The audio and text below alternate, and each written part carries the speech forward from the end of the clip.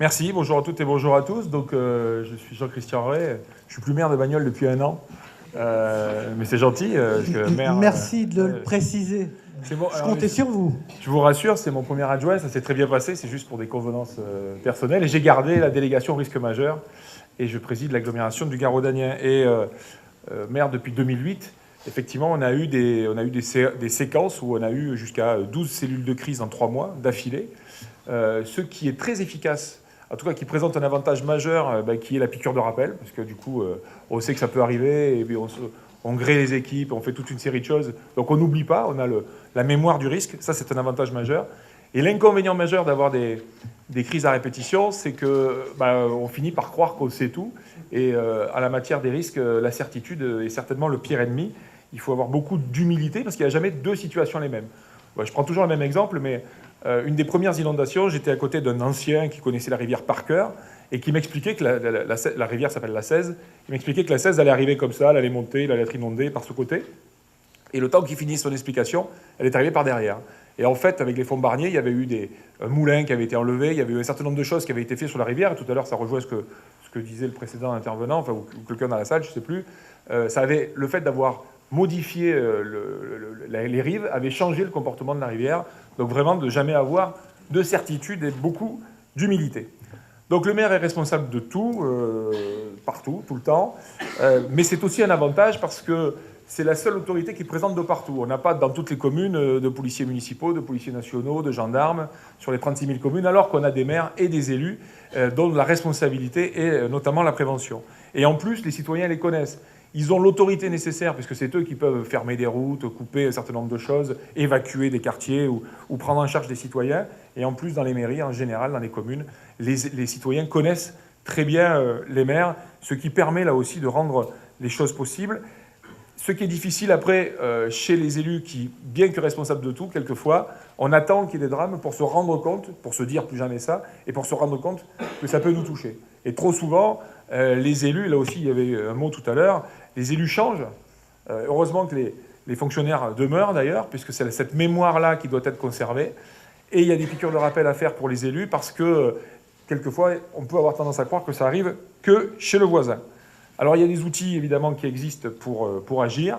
Un de ces outils, c'est le plan communal de sauvegarde, qui sont obligatoires depuis la loi du 13 août 2004 pour toutes les communes qui sont concernées par un PPI ou un PPRI. Il faut penser les PCS aussi en lien avec les PPMS, les plans particuliers de mise en sécurité dans les écoles, parce que dans les écoles, il peut y avoir des gens qui, en toute bonne foi, vont prendre des réactions, ou vont avoir des réactions qui vont être contraires à la sécurité et qui ne sont pas liées au PCS. Typiquement, on peut appeler les parents pour venir chercher les enfants au pire moment de l'orage, alors qu'ils sont bien plus en sécurité dans une école. Le PCS doit être validé et revalidé tous les 5 ans. Ce n'est pas une solution miracle, surtout pas. Là aussi, beaucoup d'humilité. Et il faut faire un gros travail pour que le PCS soit opérationnel. Et c'est l'objet de la présentation, pour vous montrer un peu comment ça peut se dérouler à travers un exemple. Donc le PCS, en théorie en tout cas, il devrait permettre à chacun de savoir quoi faire. Aujourd'hui, sur la commune, je connais par cœur mon PCS. Je sais quelles sont les routes qu'il faut boucher en fonction de la hauteur de la rivière, du ruissellement, etc. Si je ne suis pas là parce que je suis malade ou je suis bloqué moi-même dans mon habitation, il y a ma directrice qui connaît par cœur le PCS, premier adjoint qui le connaît par cœur. Mais la règle de l'embêtement maximal fait que quand il arrive un problème, c'est toujours par succession. Donc en théorie, quelqu'un qui n'a jamais pratiqué le plan communal de sauvegarde peut se mettre dessus, l'ouvrir, déplier la carte inondation et savoir ce qu'il faut faire en fonction des informations qui vont lui arriver. C'est l'idéal. Bon, après, ce n'est pas toujours facile à mettre en place, mais c'est quand même l'idéal. Quelques éléments, parce que ce qui est important, effectivement, c'est que le PCS ne garantit rien, mais il permet de réduire un certain nombre de factures matérielles et humaines. On dit qu'un PCS efficace diviserait par 2 les coûts. On voit pour mémoire les coûts d'Oxintia ou dans les inondations du Var du 15 juin 2010, 23 décès, 210 millions d'euros pour les collectivités, 600 pour les assurances.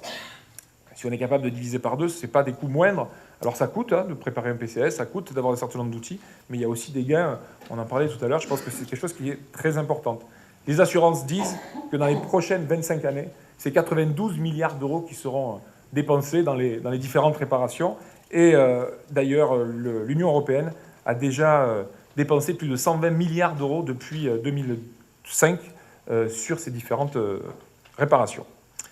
Et puis le dérèglement climatique, tu peux passer à merci. Il y a qu'on y croit, qu'on n'y croit pas, peu importe, je ne vais pas rentrer dans ce débat-là, mais un constat est à faire, c'est qu'il y a de plus en plus d'inondations, de plus en plus de tempêtes, de plus en plus de plans grand froid, canicules, de plus en plus de dérèglements en tout cas. Et donc la culture du risque est essentielle, et le PCS efficace sur les inondations peut aussi servir sur d'autres types de risques pour anticiper, gérer et réparer. Alors, c'est évidemment les 3 volets. On en parlait tout à l'heure sur le tocsin. Il faut savoir encore ce qu'il faut faire quand il y a une alerte qui arrive. Il faut rester joignable, il y a toute une série de choses. Et donc, le PCS, quand on l'ouvre, la première des choses, c'est en fonction du niveau de l'alerte, ce que vous devez faire. On y reviendra tout à l'heure dans le détail, mais sur le fait de créer des équipes, de monter des cars, de s'assurer qu'il y ait des astreintes qui soient disponibles, que les barrières soient là, que les camions y aient le plein à l'intérieur, que tout soit en état de fonctionner en cas de besoin, en fonction des heures du jour et de la nuit.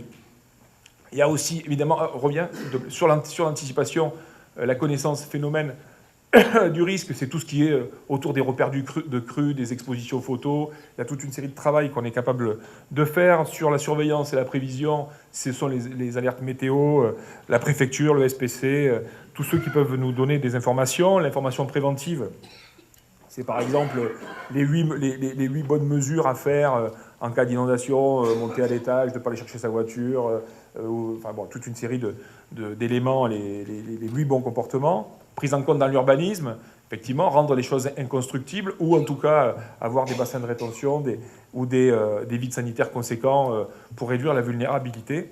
Mais préparer, à travers les DICRIM, les PCS, toute une série de documents, préparer la gestion de crise et aussi l'après-crise qui est très importante et qui est souvent très délicate parce qu'on a vécu des après-crises où des gens qui ont été dévastés par des inondations sont dans un état psychologique extrêmement compliqué. Donc il faut des fois mettre des cellules psychologiques en place.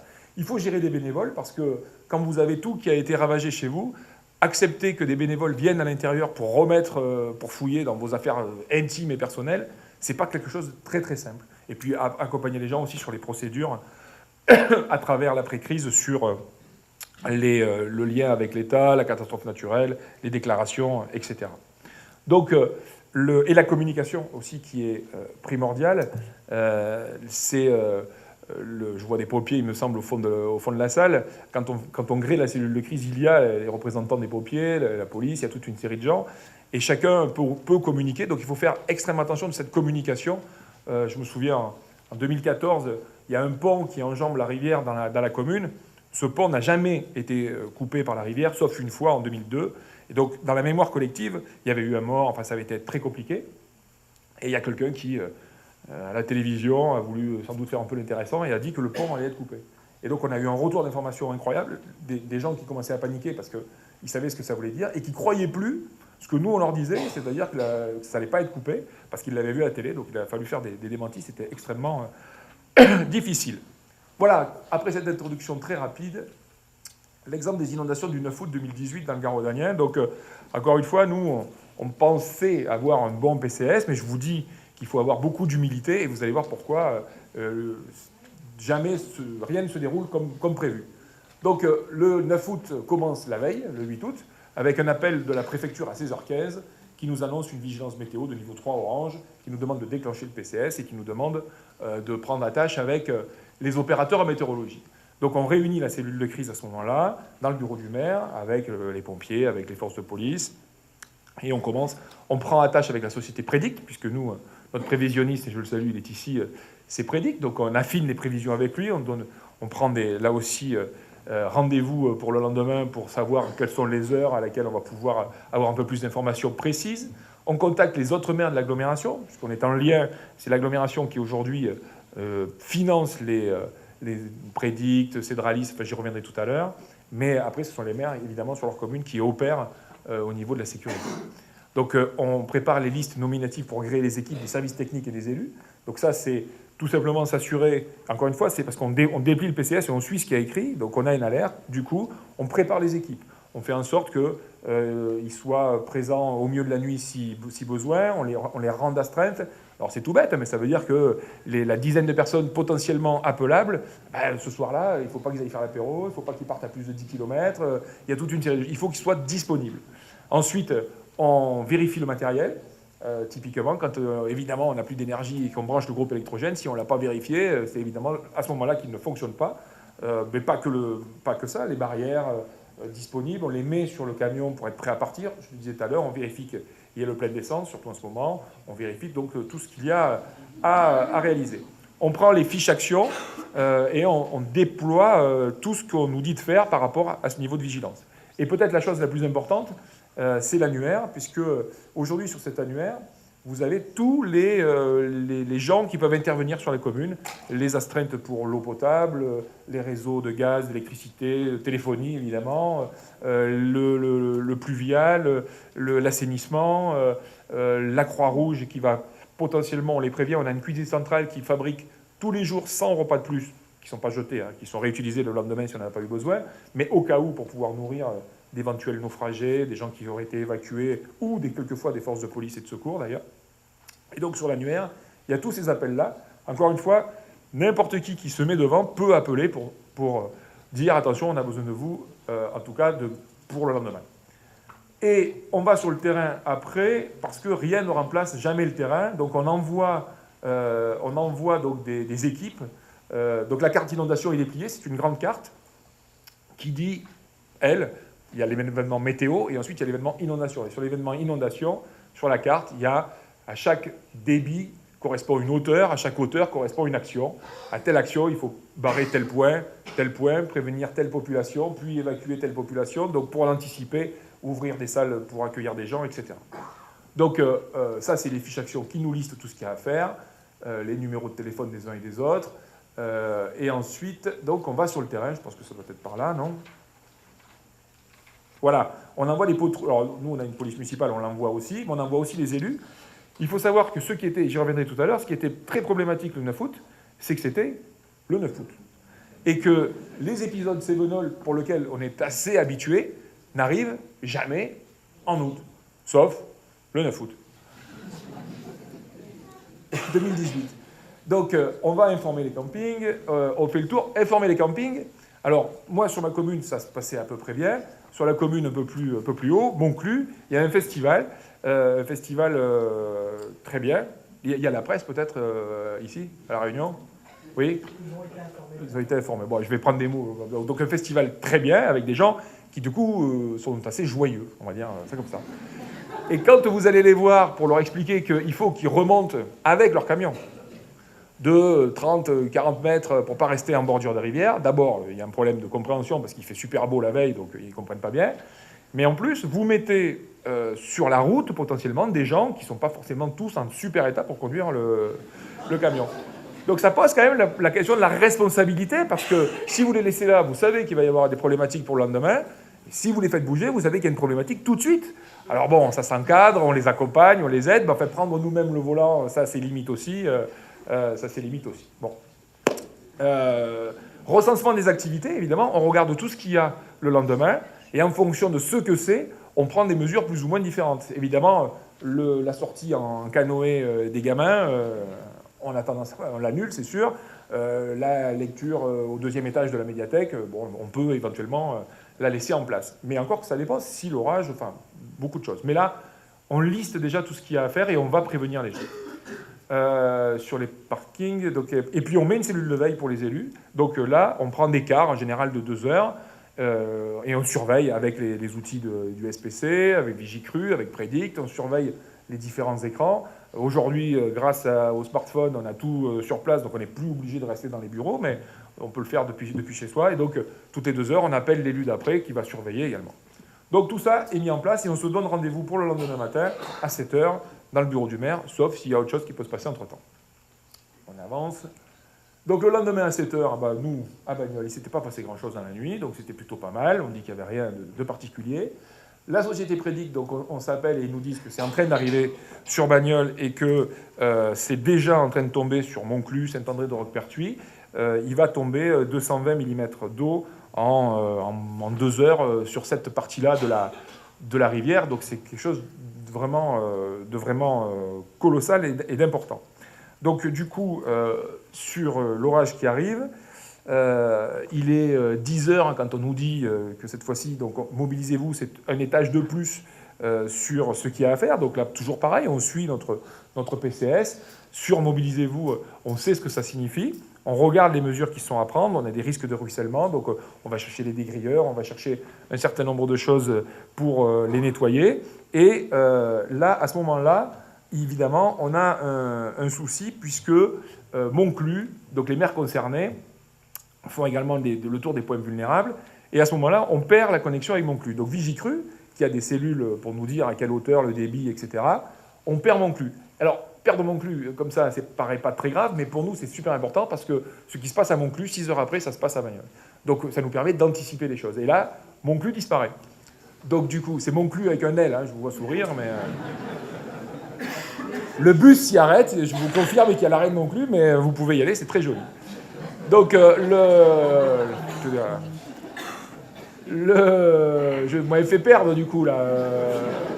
Oui, on perd Monclus. Et donc du coup on essaye de téléphoner directement au maire pour savoir ce qui se passe. Et figurez-vous qu'évidemment, on a également perdu toute connexion téléphonique avec cette commune. Donc on navigue complètement à vue et on ne sait pas ce qui est en train de se passer sur Monclus. Alors après on saura que les campings de Monclus et Saint-André sont évacués. Ils ont des affluents rapides de la 16 qui montent très rapidement. Donc ils sont mis à l'abri dans les salles municipales. Ils ont eu le temps de le prévenir. C'est là où je dis qu'il faut être extrêmement humble. Parce qu'à même moment, à Saint-Julien-de-Pérolas, donc toujours dans le périmètre de l'agglomération, alors je peux pas... C'est en procès, donc il y a eu un mort. Il y a un camping qui n'a pas été évacué. Et quand les pompiers sont arrivés, il y avait une quinzaine de gamins qui étaient accrochés à des arbres sous un torrent qui était en furie, et une personne qui a disparu et qu'on a retrouvé décédée quelques jours plus tard. Donc avoir toujours beaucoup d'humilité, parce que si ces opérations n'avaient pas été, on ne sait pas ce qui aurait pu se passer. Donc c'est aussi parce qu'il y a toute cette anticipation qu'on permet d'arriver à réduire éventuellement les problématiques.